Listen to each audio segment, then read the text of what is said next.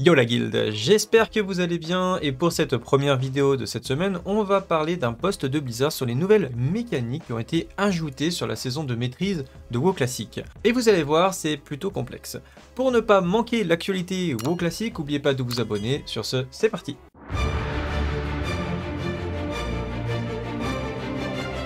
Alors, c'est un post très récent qui est arrivé il y a 6 heures. Donc Blizzard avait annoncé tout simplement qu'il y aurait pas mal de changements et on a aujourd'hui plus d'informations à ce niveau-là. Donc c'est ce qu'on va voir aujourd'hui. Alors pour commencer, Lucifron, le premier boss de Molten Core qui avait deux protecteurs, pour ceux de nous à l'époque, il y avait le boss plus 2 ZAD, et bien maintenant il y en aura 4 au lieu de 2, donc c'est toujours plus d'AD à gérer, sachant qu'oubliez pas, pour vous resituer, pour ceux qui vont se dire oui mais ça reste très facile avec plus d'AD, etc. Faut un petit peu repenser le concept de la saison de maîtrise.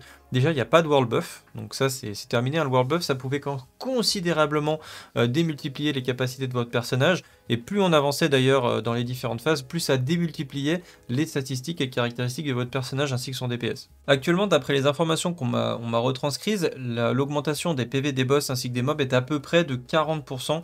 Sur cette version, sur la dernière version. Sur Magmadar, après 20 à 30 secondes après l'engagement, 2 chiens du magma apparaîtront à côté du boss, semblables aux packs, donc les packs des chiens qu'il faut tuer ensemble en même temps. Donc ils ont les mêmes mécaniques que les chiens a priori, que vous allez voir, les packs de chiens, c'est-à-dire que c'est 2 ZAD qui vont apparaître, si vous ne les tuez pas en même temps, ils vont raise. Et en plus de ça, a priori, ils vont continuer à réapparaître toutes les minutes, donc c'est vraiment, ça peut être vraiment très compliqué si vous n'êtes pas organisé, si vous les tuez pas rapidement. Et pour finir, la bombe de lave, donc c'est l'espèce d'AOE qui laisse des zones de flammes au sol, pour ceux qui se souviennent. Il y en aura beaucoup plus, donc ça veut dire que ça va potentiellement prendre beaucoup plus de place sur le boss et voir combien de temps ça va rester au sol, parce que ça se trouve, si c'est envoyé vraiment souvent, ça peut rendre l'espace beaucoup plus limité pour gérer vos ZAD et votre boss. Concernant Guillenas, il sera accompagné maintenant de 4 Atis Flammes contrairement à 2, et la plus feu va être beaucoup plus fréquente. Je pense que ça va être un boss assez compliqué parce que déjà à l'époque, je m'en souviens, c'était pas toujours évident. Alors il faudra probablement vraiment prendre tout l'espace, clean tous les trash qui sont à côté, etc. Parce que souvent c'était un petit peu ce qui posait problème, c'était des agros de trash parce qu'on les négligeait. Là il y aura vraiment besoin d'un maximum d'espace. Également le fait qu'on puisse pas le tuer très vite comme à l'époque, puisqu'on utilisait des FAB pour éviter les stuns sur le raid, etc. Là on n'aura plus cette option là, enfin on pourra toujours utiliser les FAB, je suppose, mais le boss va prendre beaucoup plus de temps, donc ça va être assez compliqué. En plus des capacités qu'on connaît déjà sur Gar, bien il va faire apparaître un mob en plus qui s'appelle Magma King. Et a priori, cet add va charger un membre du raid aléatoire et le faire exploser. Donc à voir, est-ce que ça one-shot, est-ce que ça bump, voilà, c'est pas vraiment précisé quelle va être la mécanique autour de cette explosion, est-ce que ça fait beaucoup de dégâts ou pas. Concernant Baranguédon, on va avoir pas une bombe vivante, mais 3 bombes vivantes. Donc là, forcément, ça va multiplier par 3 les probabilités qu'une personne s'oublie et du coup, va exploser le raid. Et en plus de ça, il faut qu'il se place correctement. Alors je suppose ça sera le long du mur à gauche, il y a quand même pas mal de place, mais il va falloir vraiment bien se placer et que les bombes ne s'entretuent pas également au moment de s'écarter au niveau du raid. Donc ça rend le boss évidemment beaucoup plus compliqué. Et en plus de ça, quand la bombe a explosé, le joueur va laisser une traînée de feu au sol, ce qui fait que toutes les personnes qui vont rester dans cette traînée de feu vont subir des dégâts. Donc il faut falloir que la personne réfléchisse à comment elle va revenir dans le raid évidemment. Concernant Shazra, après avoir lancé transfert, donc quand il se TP à l'intérieur du raid, Shazra va laisser derrière lui une image de Shazra qui va continuer à lancer des explosions des arcanes pour le reste de la rencontre. Alors ça correspond un petit peu à l'image que je vous avais laissée la dernière fois. Voilà, ça ressemble à ça, c'est cette image-là. En fait, quand vous avez mis trop de temps à tuer Shazra, vous êtes envahi en fait de Shazra comme ça qui vont spammer des explosions des arcanes. Ça correspond un peu à un genre de soft orage, donc il va falloir gérer les téléportations, gérer la place. Est-ce qu'on va pouvoir traîner le boss comme ça dans l'instance? Est-ce qu'il va reset si vous vous éloignez trop de son spot de départ? En tout cas, ça paraît assez technique la gestion de Shazra. Ensuite sur Golemag, vous avez des familiers, le rageur du magma de Golemag. En général, pour pour ceux qui se souviennent, ou ceux qui ne l'ont jamais fait.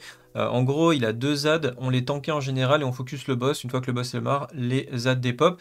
Ici, les ZAD vont être améliorés en fait par Golemag, donc ça va augmenter leurs dégâts et leur vitesse d'attaque.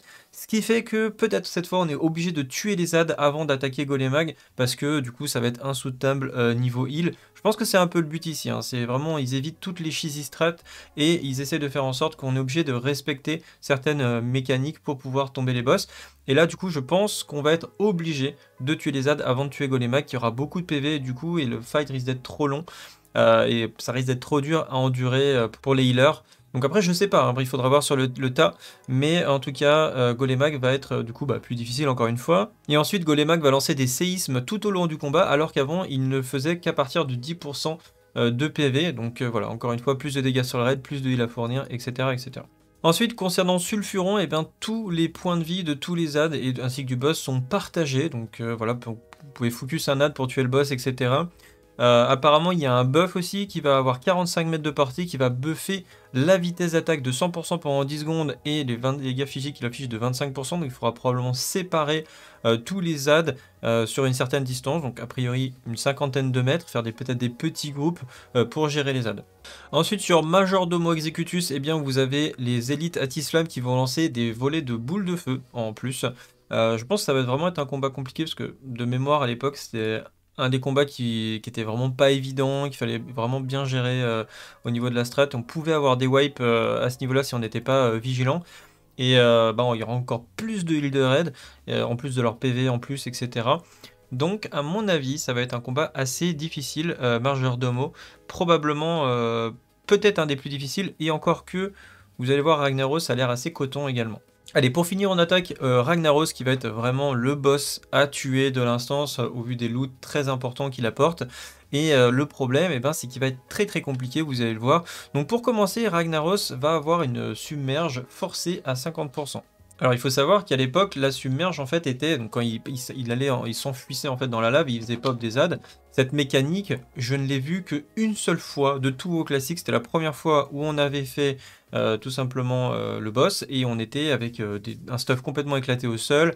On avait quand même les world buffs, et on avait des bas levels, c'est-à-dire des mecs qui étaient encore en train de peck, level 57, 58, etc. Il y avait un peu de tout dans le raid, et du coup on manquait de DPS, et forcément on a eu la submerge, qui rendait le boss vraiment pas évident, parce que même à l'époque et à ce moment-là, les ZAD font quasiment plus mal que le boss en lui-même, et drainent la mana, donc ils sont assez embêtants. Ensuite, là, comme il le précise, après la réapparition, donc une fois qu'il a submergé, il a fait pop les ZAD, il faut les gérer, il faut les tuer. Une fois qu'il revient, donc après 50% PV, pour le reste du combat, il fera apparaître des ZAD à des endroits aléatoires. Donc il faudra en plus du boss gérer les ZAD qui vont continuer d'apparaître. Et pour finir, il s'est marqué qu'il y aura une minuterie d'1 heure de temps restant avant que Ragnaros se retire et disparaisse. C'est-à-dire que vous avez 1 heure pour try Ragnaros par semaine, a priori. Et après, c'est terminé, vous pouvez plus le try, donc c'est fini. Voilà, vous avez fait votre idée par semaine, et si vous ne l'avez pas tué après 60 minutes, c'est mort, vous pourrez plus le refaire. Alors quand je regarde tout ça, je me dis la saison de maîtrise, c'est hyper intéressant. Encore une fois, je reste sur ce que je dis, c'est qu'on aurait dû avoir cette version du jeu disponible dès la sortie de WoW Classic. Je pense que ça aurait intéressé pas mal de gens de se lancer dans cette mécanique, parce que au vu de ce que je vois, pour vous faire, on va faire un petit résumé. Voilà, le résumé de la saison de maîtrise, vous avez 40% d'XP en plus, vous avez la fin des world buffs, vous avez la fin du boosting en donjon pour les mages. Ils essayent de nerfer les bots au niveau des instances, etc. Ils ont fait des petits changements intéressants à ce niveau-là. Ils ont augmenté les pops des minerais et des plantes pour pouvoir, et puis peut-être même augmenter les spawns pour pouvoir mieux gérer, pouvoir mieux produire des potions et monter vos métiers. Et ils ont ajouté un petit mode hardcore pour ceux qui le veulent. Mais vraiment, la difficulté, l'augmentation de la difficulté sur le raid, les premiers raids en tout cas tels qu'on vient de le voir, va faire que ça va être extrêmement compliqué de ce stuff. Il ne faut pas oublier qu'ils ont compressé tout ça sur une année. Et c'est vrai que là, pour le coup, ça va ressembler, en termes d'équipement en tout cas, ça va ressembler, je pense, à ce qu'on a connu à l'époque. C'est-à-dire que quand vous croisez un mec qui est full épique, ça va être extrêmement rare. Et je me demande, je suis très curieux de voir comment ils vont gérer encore une fois le PVP versus le PVE, parce que là, le PVP va être beaucoup, enfin, à mon avis, ça va être beaucoup plus facile de se stuffer rang 14 dans l'état, ou avoir plus de chances d'avoir un full stuff épique grâce au stuff rang 14, que de l'obtenir via Molten Core par exemple. En tout cas, je pense que dans la configuration actuelle, ça me paraît extrêmement compliqué de monter un groupe pick-up pour faire Molten Core. À mon avis, ça va être vraiment basé sur les guildes et ça va être très très compliqué d'être dans la guilde qui arrive à clean l'instance. Donc c'est un petit peu, c'est vrai que là en termes d'esprit, on va retrouver ce qu'il y a à l'époque, mais la difficulté que je vais vis-à-vis de la saison de maîtrise, c'est une question de timing encore une fois. Alors là, on va dire qu'actuellement, on a du temps. Pour ceux qui aiment bien jouer à WoW Classic, vous allez avoir du temps. Ceux qui adorent Vanilla vont être vraiment contents, vont être vraiment aux anges. Je pense que ça va vraiment vous plaire. J'espère que vous aurez les joueurs nécessaires et la communauté nécessaire pour avoir assez de joueurs pour pouvoir monter des guildes pour faire ces raids-là. Parce que là, il faudra vraiment, je pense, s'investir à fond pour pouvoir tomber les différents boss. Là, on parle carrément de progress, un nouveau progress, même si c'est sur des boss connus. Au vu des différentes nouvelles mécaniques qui sont implémentées, ben, l'environnement va être connu, mais les boss vont vraiment à découvrir, les stratégies vont être vraiment à découvrir, je pense. Pour ma part, je ferai probablement la sortie de la saison de maîtrise, hein, juste pour le fun et puis pour commenter l'événement. Donc si ça vous intéresse, je pense que je ferai un mage UD. Par rapport à l'Alliance et la Horde, j'ai eu des commentaires assez intéressants qui me disaient que beaucoup de joueurs allaient partir côté Alliance par rapport à la difficulté du PvE. Moi, je pensais que ça allait vraiment se centrer au niveau de la Horde, notamment par rapport au ratio PvP. Mais c'est vrai que maintenant, quand je le regarde, je pense que finalement ces personnes-là avaient raison parce que on va être vraiment dans une méta où pour ceux qui cherchent du challenge, ça va être vraiment le PvE.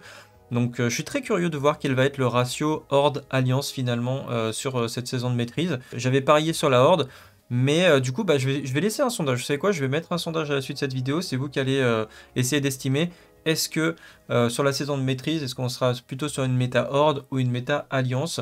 Donc c'est plutôt voilà, le rang 14 versus du gear versus tout simplement le stuff et les raids en PvE qui seront quand même assez intéressants grâce aux bénédictions de Paladin et au jugement de sagesse sur le boss évidemment. Voilà, de votre côté, que pensez-vous de la saison de maîtrise? Allez-vous tester? Allez-vous y jouer? Le temps en tout cas que la phase 3 pointe le bout de son nez, hein, parce que je le rappelle, on arrive bientôt sur le PTR de la phase 3. Je pense que le PTR d'ici 1 ou 2 semaines devrait pas tarder avec le Black Temple et Ijal de disponible. En tout cas, on se retrouve à 14 h sur Twitch pour en discuter. Sur ce, salut à tous, salut à Guild et à bientôt. Ciao.